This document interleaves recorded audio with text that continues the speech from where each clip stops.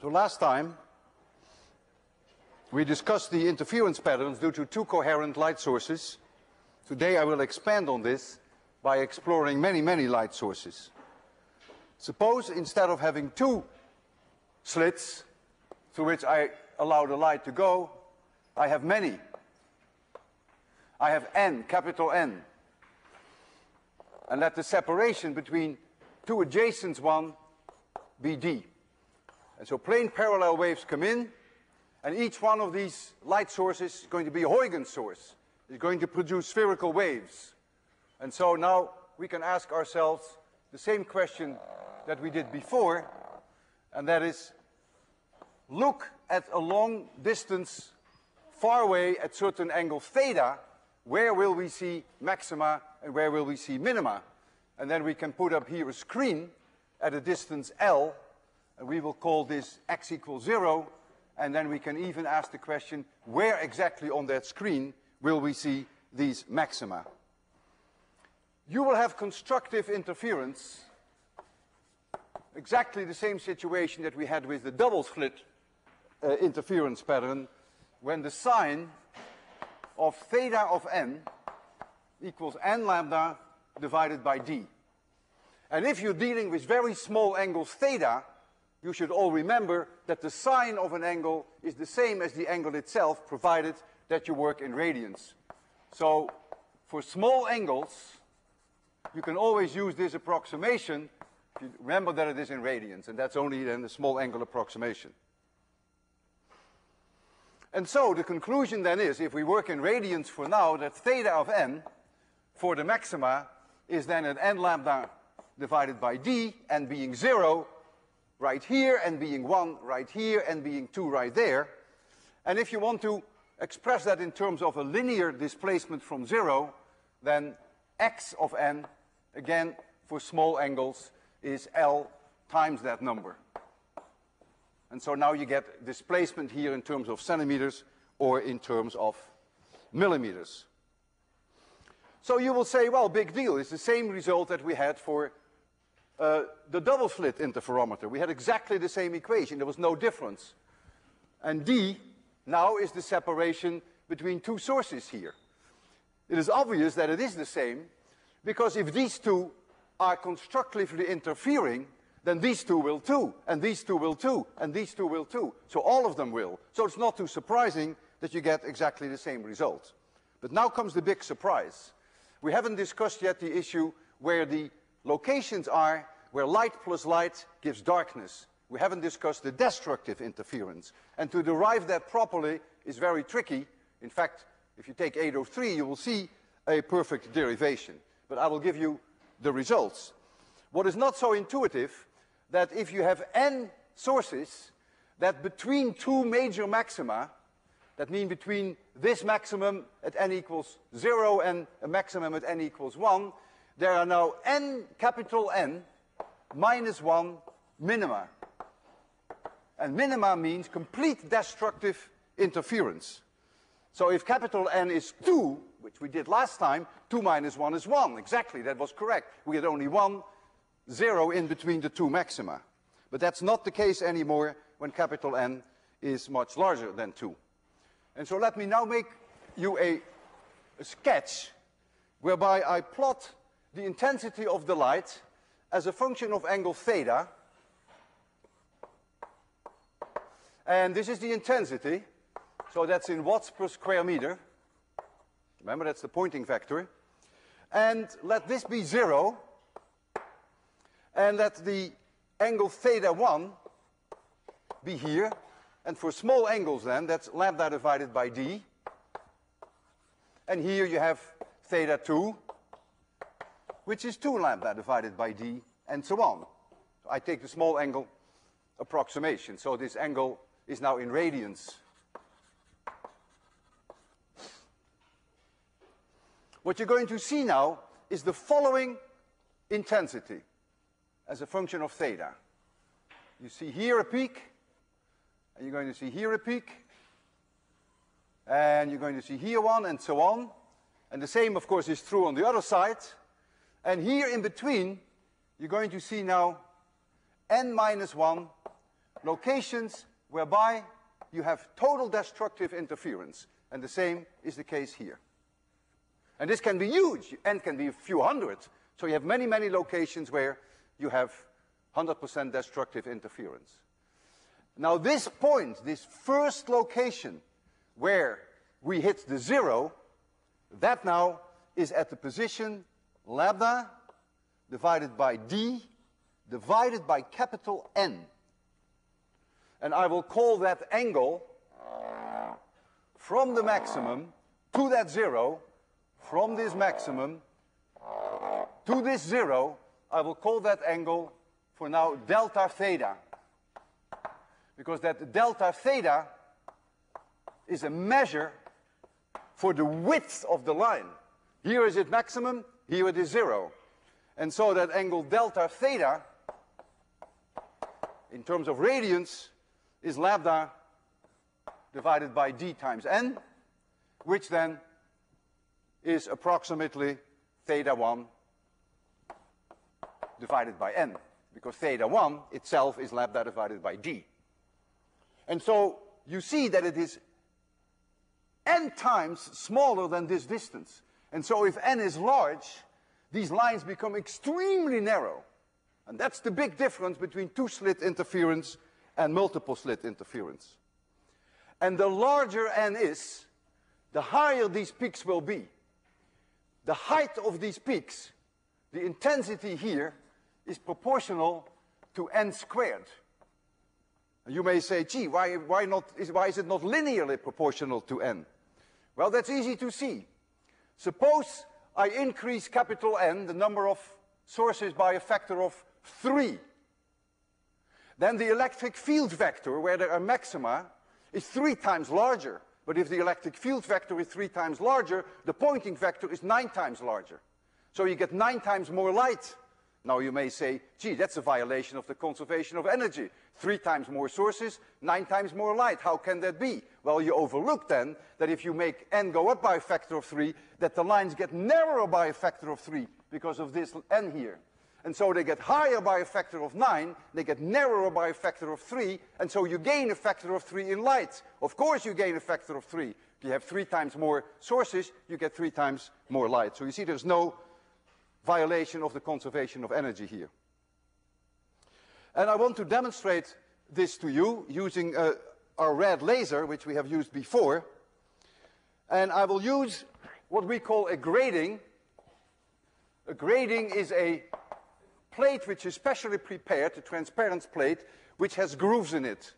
And the one that I will use has 2,500 grooves, we call them lines, per inch. That means the separation d between two adjacent grooves, in my case, is about 2.16 microns. A micron is 10 to the minus 6 meters. And the wavelength that I'm going to use is our red laser, which is about 6.3 times 10 to the minus 7 meters. And I'm going to put the whole thing there. I'm going to make you see it there at a distance L, which is about 10 meters. And so this allows me now to calculate where the 0 order will fall, where the first order and where the second order will fall. We call, when n is 0, we call that 0 order. So this is 0 order. When n is 1, we call that first order, and when n is 2, we call that second order. And you have, of course, the first order also on this side, and the second order also on this side. Everything that you have here, you have to also think of it as being on the other side. So I can predict now where the 0 order will be. When n is 0, that is 0 degrees. That's immediately obvious. I use that equation. If n is 0, the 0 order is always right at the center, provided that all these sources are in phase. And they will be in phase because I use plane waves. So Huygens will tell you that they're going to oscillate exactly at the same time. They produce the same frequency, they produce the same wavelengths, and they're all in phase with each other. So there will be a maximum at theta 1 equals 0. And then there will be a maximum which I calculated to be at 3.55 degrees. I calculated that from this equation, and then theta 2 will be at a roughly 7.1 degrees. if you want to know how wide the width of this peak is going to be, then you have to know how many lines of my grating I will be using. Well, my grating is like so. Here I have these lines, not unlike the grating that you have in your optics kit. There are 2,500 of those lines per inch, and my laser beam is roughly 2 millimeters in size. So this is about 2 millimeters. And that tells me then that I cover about 200 lines. And if I have 200 lines, I can now calculate how wide that line is going to be, because this factor of n enters into it here. And if I express that in terms of that angle delta theta, then the angle delta theta, going back here, so delta theta is then the 3.55 degrees divided by 300. And that's an extremely small angle. That angle is approximately 1 arc minute, which is 60 times smaller than 1 degree. And if you want to translate that in terms of how wide that spot will be, if I see it on the screen 10 meters away from me, and if you want to call that delta x, then you would naively predict that delta x is something like 3 millimeters. And the reason why I say naively, because you will not see that it is 3 millimeters. It will be extremely narrow, but it will be more than 3 millimeters, because the limiting factor is always the divergence of my laser beam. And so the divergence of my laser beam is more than 1 arc minute. And so I don't get down to the 1 arc minute narrow beam. I'm not too far away from it, though. So this is what I want to show you first. I will turn on the laser first, and then make it very dark, because we do need darkness, or this has to come off, because that would obviously... Oh, I turned off the wrong laser, but I turned on the wrong laser, but that's okay. That's the second demonstration, which I do with a green laser. This is the one that I need. This is the red laser. It will come on very quickly. There it is. Tom, if you could turn that off, maybe that will help, although everyone can see it, but it would help. So you see here very clearly the zero order is right in the middle. This one, so theta is 0, and this theta 1 is my 3.5 degrees. This is also 3.5 degrees. This is the 7.1 degrees, and so on. And so you see this whole pattern of diffraction, of interference as a result of multiple slits. And so these are grooves in a piece of plastics. And notice how small they are, how narrow they are compared with the double slit interference. So they don't have that theoretical minimum with this 1 over n, but they approach that. And the reason why they are not that narrow is because the divergence of the laser beam itself is larger than that 1 arc minute that I calculated. And so you can never beat that, of course.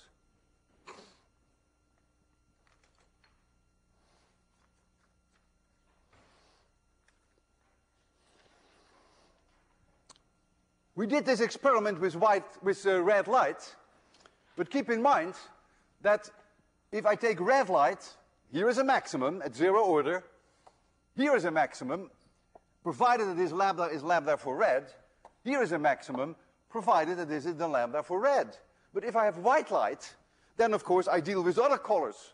And if I have blue light in my white light, it will also have a maximum here, that's non-negotiable, but it has its first order maximum here because the wavelength is shorter. And it will have its second order maximum here. This will be the same distance. And so when you do this with white light, you're going to see always at 0 order white light, because all the colors have their maximum at 0 order. But at first and second and higher orders, the colors walk at their own pace, so to speak. And then the smaller the wavelength is, the closer it will be to the 0 order, and then the spacings between first and second will also be smaller than in the case of the long wavelengths, in this case, red. And this is something that I also want to demonstrate to you. It is not so easy to get a very strong, powerful source of white light. I'm using for this a a reflection grating. You can also use gratings in reflection. You take metal, and then the grooves are made on the metal, and you get a reflection which we will have there on the wall. This reflection grating has a spacing which is 4 times smaller than the one we have here. It's only 2.5 microns, and so the angle theta 1 will not be 3.5 degrees, but it will be 4 times larger. The main purpose why I want to show you this is I use white light, that the 0 order is white. And then we will see also, of course, the first and the second order, if we have good eyes, because the whole thing is not so very bright. Make sure that I have my light, flashlight. So your eyes may have to adjust a little bit to the darkness. The effect is not overpowering because our light source is not very bright, but you see where is my laser pointer? This is the 0 order maximum. And the 0 order maximum is very wide. The reason is the divergence of the white light beam. It's not this factor of n that I gain much less. I can turn on also a laser, which I use at the same time, and you will see that the red laser will give its own. There they come. So the 0 order of the red laser is, of course, also here. All colors are here. And then you see here the first order of the red. That's a large angle, but the D is very small. You see here the first order of the red, second order of the red. You see here the first order of the blue, first order of the blue. You see a big difference between the separation of the red and the separation from the 0 order and the blue. It's a big difference. There's actually a much better way that I can make you see all this, and that is if I ask you, which I think I'm going to do now, to use your grating. But hold it for a second before you get your own gratings out. Our equations that we have derived so far only hold if we look very far away. These angles of theta are only true if you go very far away, for reasons that we discussed last time, because these surfaces of maxima are hyperbolas. And it's only, the angle theta is only an approximation if you're very far away. We can, however, do something very clever. We can use a lens. And if we have a lens, we can bring the image very close without disturbing the angles. If this is a grating, this is the number of sources that I have. And so the light comes in this direction. And if I put here a lens, and this is the screen, the focal point of the lens, then if the angle theta, for which I would have expected in this direction my first order maximum, and here of course my 0 order maximum, then the lens will not change that angle. We never discussed lenses, so it may not be so obvious to you. But the lens will always maintain the integrity of angles. So the angle theta that we derived here is the correct angle, but of course in terms of x, that is enormously reduced if this distance is very small. So then we have the option that we don't have to allow for very large distances, like now 10 meters. And so your eye is a perfect tool to use for that, because you have a lens in your eye. That's the whole idea. And so now I want you to get your gratings out, and I want you to hold the gratings in front of your eyes and manipulate the gratings a little bit so that you get the lines vertical. And you will easily be able to do that. This is your light source. Your lines, your gratings have 1,000 lines per millimeter. That means the spacing of your grating is 1 micron. 1 micron is 10 times smaller than this number. So the angles are huge in your case. They're way larger than what we have there. I will make it completely dark, and then I want you to rotate your grating such that you get the spectra on either side, on the left and on the right. That means your grooves are then in vertical direction. And what you see now, way better than what I could show you in my previous demonstration, you see the zero order is the lamp itself. All the colors are right at the center. That's the lamp. That's your zero order maximum. And then you see, if you go to the right, you see the blue coming in beautifully first, because it has the smallest wavelength. You're going further to the right, you see the first order red. You're going further to the right, you see the second order blue. You go further to the right, and you see second order red. But since D is so amazingly small in your case, there may not be too many maxima in the red. In fact, I will ask you on one of the homework assignments, which is the optional one, how many maxima in the red you will see. So essential here is that you see that the zero order maximum at the center is white light. And so it's not until you get to first and second order that you begin to see the colors separate. Now these gratings can be used to do atomic physics. There are atoms and molecules which emit very discrete frequencies, very discrete wavelengths. And when you look at them with a grating, you can see very distinctly where these lines fall, where these wavelengths fall. And that's the next thing that I want to do. I will show you now. I will turn off the white light source, and I will turn on for you neon. And so I want you to look now at the neon, and if you give yourself some time, you will see that the neon is not a continuous spectrum like you saw with the white light bulb, but you see very distinct locations where you see maxima. You see many in the red, and I think you see several in the orange. And I noticed this morning that I see 2 lines in the green. You have to look very carefully because these lines in the green are very faint. And so the whole purpose then is that with these gratings, you can not only find out which wavelengths are emitted by these atoms and these molecules, but you can also find the relative strength. And that is, of course, entering the domain of atomic physics. And these gratings are extremely powerful to do that. And I would advise you to carry these gratings with you at least for the next few weeks. And when you're outside and you get a chance to see some bright lights out on highways or on the street, to look through the grating and see whether you can see these emission lines. Mercury, if you get mercury lamps, they are very beautiful. You see many, many different colors, very discrete frequencies, very discrete wavelengths are emitted by mercury in the same way, the same kind of physics that you see that here with neon.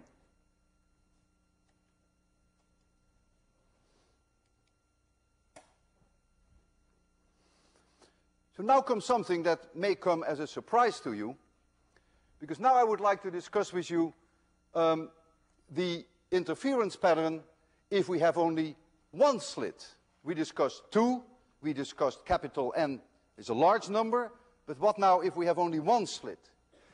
Even if you have only one slit, there will be directions in space whereby light plus light gives darkness, and there will be directions whereby the light constructively interferes with each other.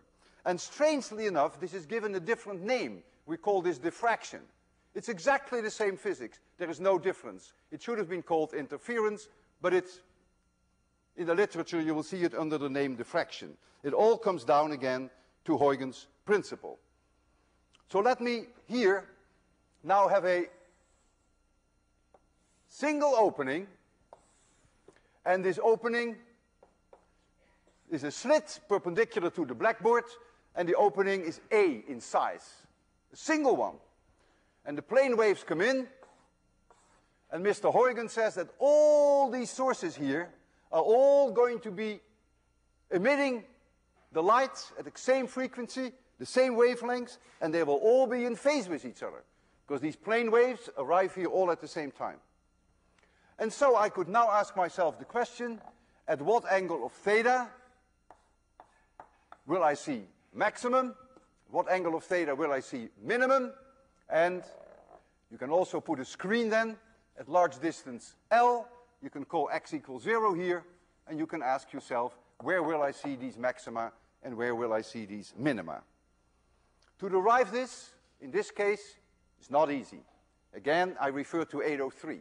It's as difficult as deriving, in this case, this whole structure in between the maxima. One thing is obvious, and that is that you've got to get a maximum that is non-negotiable when theta equals 0. That's simply a matter of symmetry of the problem. If all these sources are in phase, clearly you're going to get a maximum here. No one will question that. The minima is very tricky. And the minima will fall at the following locations. The sine of theta of n equals n times lambda divided by a. And for small angular approximation, this is the same as theta n in radians. And when you see that equation, your first reaction should be that maybe I goofed by a factor of 2. Because your first reaction will be, that's the same equation that we have there, and then we have a d there. And so how can we have minimum here where we have maxima there?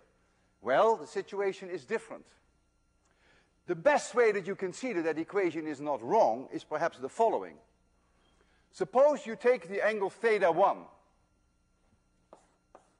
So that's for n equals 1. Then the relation that you see there will tell you that this source here, this Huygens source, and this Huygens source have a difference in path length of lambda. And so you will then say, aha, that's constructive interference. That's true. But that means this Huygens source and this Huygens source will then have a difference in path of half a lambda. So they will kill each other. And that means this Huygens source and this Huygens source will have a difference in path length of 1/2 lambda. So they will also kill each other. And so in this upper half, there is always one Huygens source which will kill the one at the bottom. And you can do a similar reasoning for the angle theta 2. And so that is indeed the correct equation. You will find complete minima when theta 1, in terms of radians, is lambda divided by a, and theta 2 is 2 lambda divided by a, and so on. That's where you find your minima. And if you convert that into x, where they actually fall on the screen, well, then x1 will be, for small angle approximations, L times lambda divided by a. That's no different. And so now what I owe you is a pattern. What will the pattern look like? When I look on the screen there, what will I really see? Well, it's going to look very different from what you may think. I will plot it now in terms of x. I could have plotted it in terms of theta, but I decided to plot it in terms of x. So here, at x equals 0, there is unmistakable, unnegotiable, there is a maximum. That coincides with theta equals 0. And then here, at lambda divided by a, completely destructive interference. That's that angle theta 1 times L. And then here, L 2 lambda divided by a, complete destructive interference. And the same is true, of course, on the other side. And what you're going to see now in terms of the intensity that I showed you there, watts per square meters, is a curve that looks like this. Get an enormously broad maximum, absolutely 0 here, very small maximum, absolutely 0 there, very small maximum, and 0 there, and this continues for a long time. And this is very different from anything we've seen with multiple sources. If the intensity here is I0, then the maximum here, which I didn't even calculate where it is somewhere in between these two minima, but I didn't calculate precisely where it is, that maximum is very low. It's only 4.5% in strength of I0. And this is even lower. This is only 1.6% of I0. So when you look at a diffraction pattern, we call this a diffraction pattern like this, you will see a very broad center maximum, and then you see these dark spots on either side, and you see light coming up again in between them, sort of sub-maxima. And so the width of this center maximum, this width, which is really x1, that width is then L lambda divided by a. And if you want to be picky and you say, well, the center maximum is really twice that much, fine, be my guest. But this is clearly a measure for how wide that center spot will be when you see it on a screen. And now there comes something that is completely non-intuitive for you as well as for me.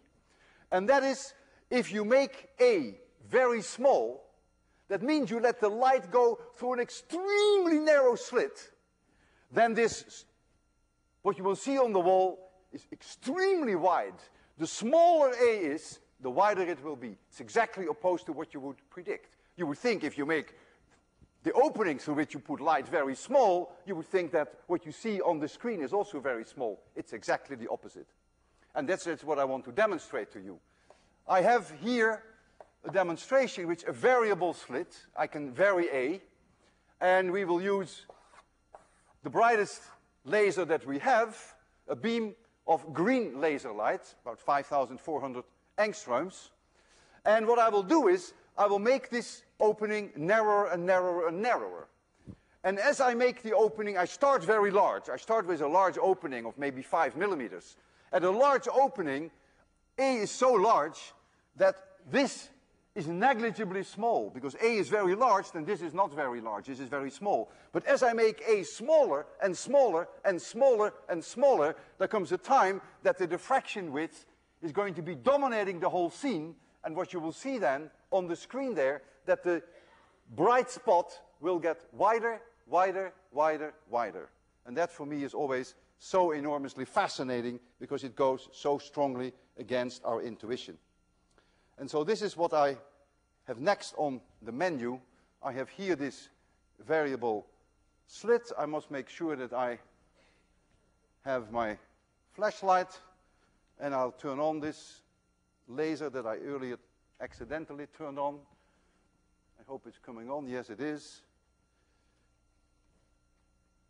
And so you see there, the slit is now very wide.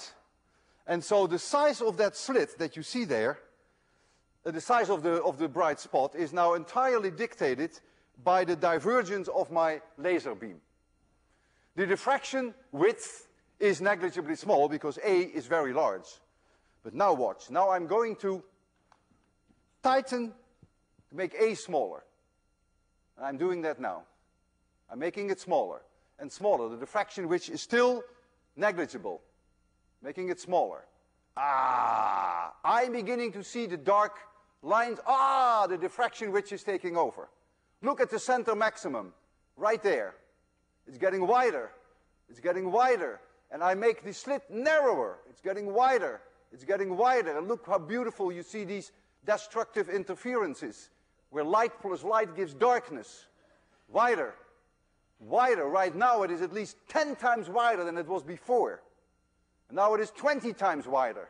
And it gets very faint. Of course it gets very faint, because if I make the slit very narrow, not much light goes through. There's nothing I can do about it. But notice how incredibly impressive this is. How wide that center maximum becomes. And that is very characteristic for diffraction. The narrower the slit, the wider the diffraction pattern at the center maximum. Now I did this in monochromatic light. Monochromatic light means that you have practically only one wavelength. And there is a way that I can make you see this from your own seats. And that is what we're going to do with the cards that you have. So if you can get the cards out now. We did this in one color, right? In green light. Almost one color, almost monochromatic. So you see a beautiful pattern here. Very well defined dark lines. You now can use this little slit that you have, put it in front of your eye, and I'm going to make you see this white light. And you would see all the features that you're supposed to see, but it's even more interesting in white light, because with white light you have a little red, you have a little blue, you have a little yellow, and so these minima will fall at different locations, of course. And so you don't see it as beautiful as I showed you, as distinct as I showed you in green. But you see very distinctly the center maximum, and you see the dark lines on either side. But the main reason why I want you to see this is that if you manage to manipulate the size of the slit, the size of A, If you manage to manipulate that, when you make it narrower, notice that the diffraction pattern gets broader and not the other way around. So first make sure that you get it, that you begin to see the dark areas, and then try to make it a little narrower, and then you see that it opens up, which is precisely what I did with the variable slit here. So give it a bit of time. What helps me that actually you don't have to pull it open, but yet you can move one piece of the card behind the other card. So your one thumb goes to the back and your thumb comes forward. That works very well for me. Who can see clearly the diffraction pattern? Unmistakably. Very good. Take the card with you, impress your parents, and look at home at very bright street lights, and you will still see the same diffraction pattern, although not as ideal as you see it here, because our source is a line source, and that helps, of course, if your slit is vertical.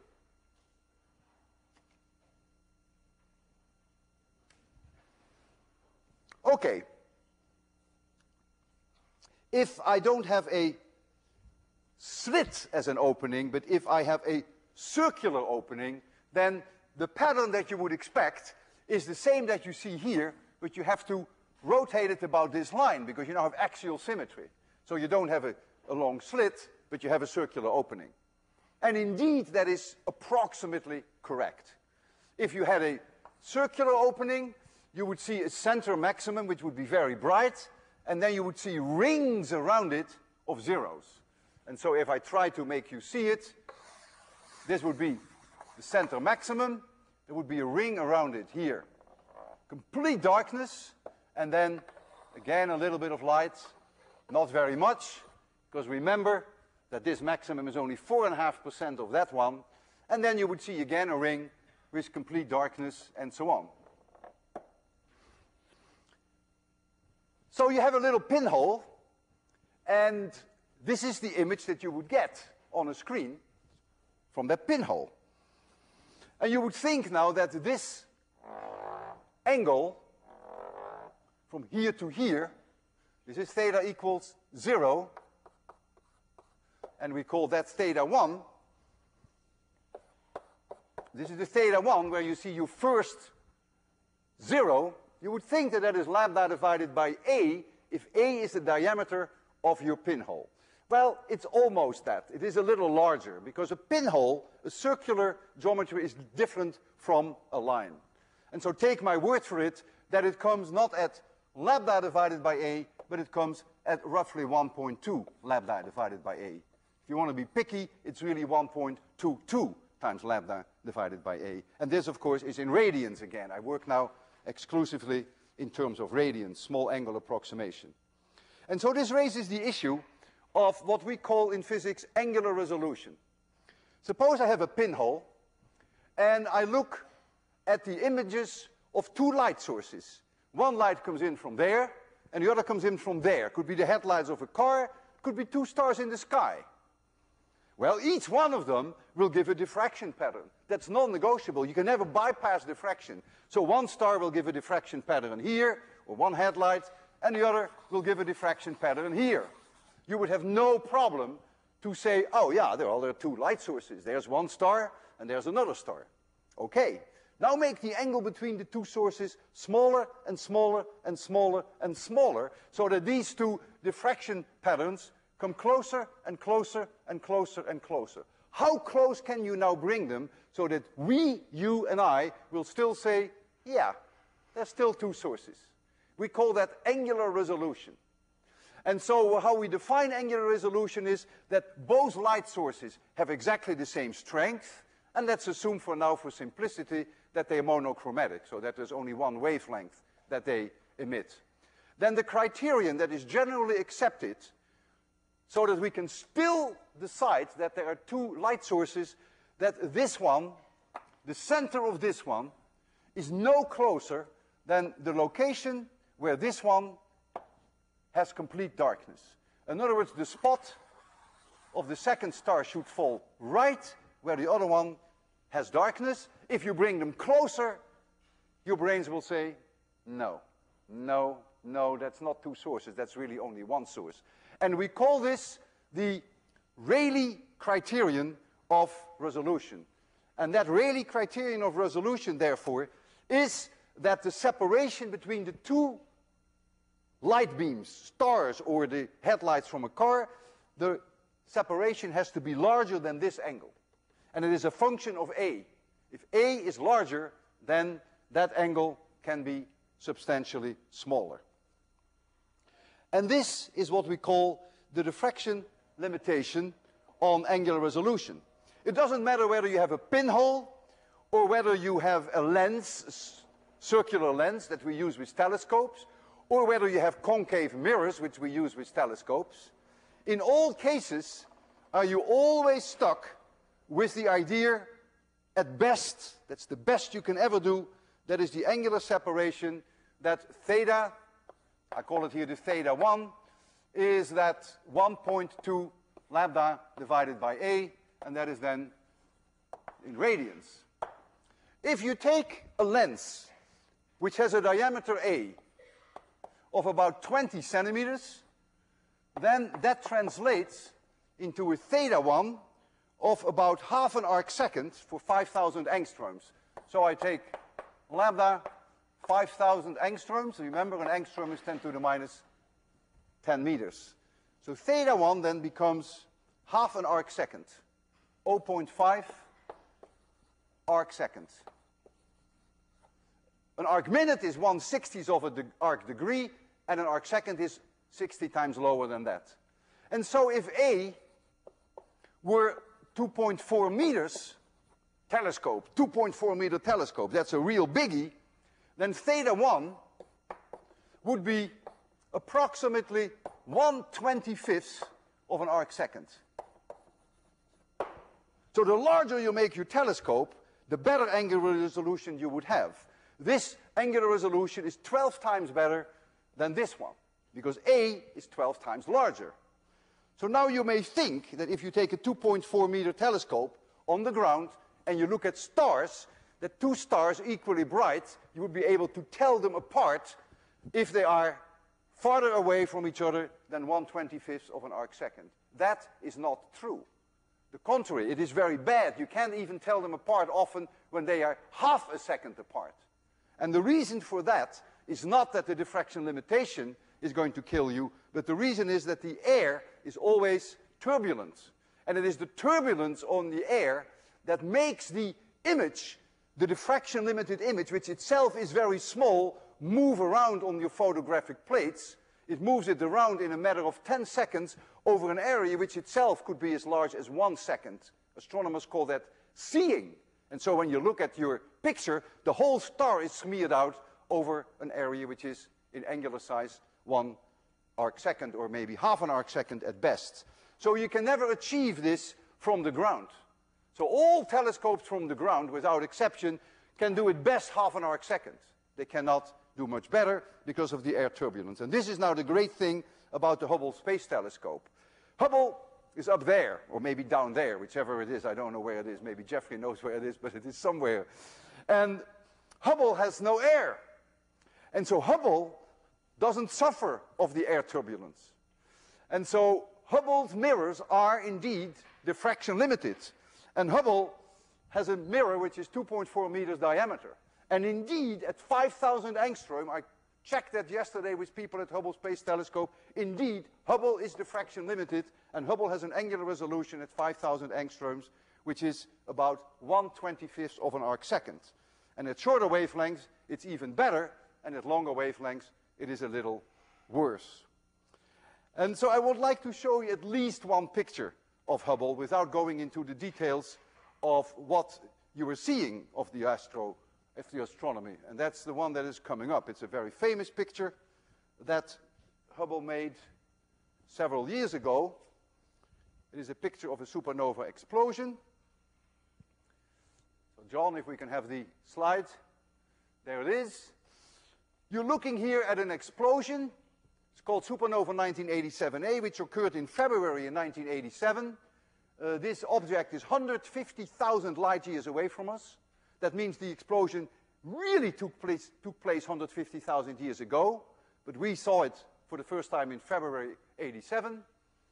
And without going into the details of what you are looking at, which is of course very fascinating, but that's not the objective today, I want you to appreciate that this distance here is 1 arcsecond. And look at the incredible detail that Hubble can show you. If you took a picture like this with a ground-based observatory, this whole part would just be one smudge. You would not be able to resolve that. And that is the power that you see in front of you now of a diffraction-limited telescope, which has a diameter of 2.4 meters. You get an angular resolution which is very close to 400ths of an arcsecond. The amount of detail that you see is incredible. That's the big power, the big reason why this telescope was put in orbit, to do away with the air turbulence, what the astronomers call as seeing, which is always the limitation of your angular resolution. So in the remaining 5 minutes, I want to address the issue of the angular resolution of your own eye. You can now calculate what the ultimate angular resolution is of your own eye, because you can estimate what the diameter is of the pupil, the opening of your eye. 3 millimeters, maybe 5 millimeters, a little bit larger at night when it is dark. Pupil opens up, but we can calculate what this is. If I take 4 millimeters, so I put in for A 4 millimeters, and if I take lambda 5,000 angstroms, it's not an unreasonable value, then I find that the best angular resolution of a human eye is half an arc minute. Cannot be any better. There's just no way around it. You're always stuck with the diffraction limitation. I think, though, that most of you will not be able to see with an angular resolution of 1/2 arc minute. Most of you are probably in the domain of 1 arc minute. It's a little larger than diffraction limited, but it's very close to that. And that is something that I would like to test, not to see how good your eyes are, but for yourself, to get a feeling for angular resolution. And the way I'm going to do that is as follows. We have prepared a box which Marcos is going to wheel in very shortly, which has 2 pinholes at the top, and these 2 pinholes are 2.5 millimeters apart, and then there are 2 pinholes which are 5 millimeters apart, and then there are 2 pinholes which are 10 millimeters apart, and then there are 2 pinholes which are 15 millimeters apart. So maybe we can take a look at that. There it comes. Thank you, Marcos. Here are 2 pinholes which are 2.5 millimeters apart. We repeat the whole thing 3 times. And the reason why we do that is so that at different angles in the audience, you can probably always see 2 pinholes well. What am I going to do now to test the angular resolution of your eyes? If I make the assumption that your angular resolution is 1 arc minute, no worse, no better. Remember, it can never be better than half an arc minute. That's non-negotiable, but it could be worse than 1 arc minute. That would mean that all students who are closer than 9 meters from me should be able to see this as 2 independent light sources. Those who are farther than 9 meters away from me will not see these as 2 sources. If they did, their angular resolution would be better than 1 arc minute. And all students which are closer than 17 meters will be able to say, yeah, I see these as 2 sources. And all students which are closer than 34 meters should be able to say, yeah, I see these as 2 sources. And so we're now going to make it a little darker, and you don't need your gratings, you don't need this card. I just want you to look at the lights, these light sources, and then tell me which you're going to see as 2 separate light sources. And that then allows me to tell you very roughly what your angular resolution is. So try to look at them. And so now my first question is, who can see the upper, either here or there, they are the same, who can clearly see those as 2 light sources? Come on. Come on! You don't see them as 2? Is something wrong? Is the lights not on? You must be kidding. Are all of you sick or something? Oh man, I have no difficulties at all.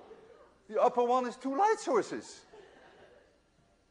You all got to see an eye doctor. Okay, who sees the second line as 2? Who sees the third line as 2, but not the second? You see how interesting? Just look around you. You see we're moving back in the audience. Who can see none of them at two light sources? Okay, so maybe no eye doctors are needed then.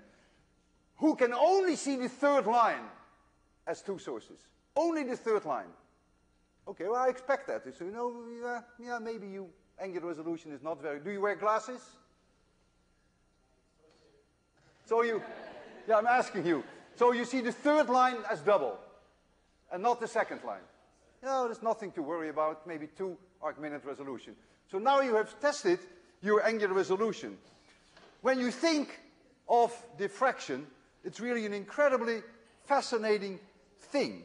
Because what does diffraction actually means?